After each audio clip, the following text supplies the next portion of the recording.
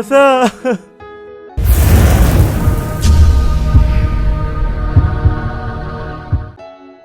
Mummy मेरी शादी कब होगी? आपकी शादी जब आप पढ़ लिख कर कुछ बन जाओगे तब होगी आपकी शादी।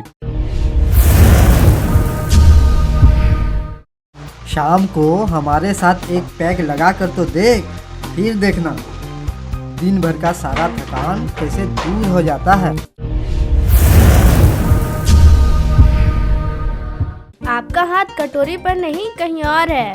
तभी तो मैं सोचूं सब्जी मेरे हाथ में आ क्यों नहीं रहा है। ज्यादा हो गया है क्या?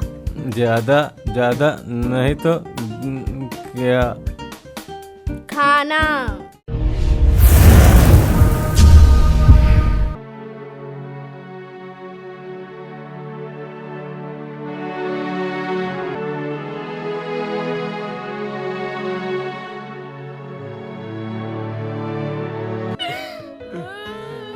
मम्मी ज्योति, मैं यहाँ हूँ। ज्योति, ज्योति, ज्योति।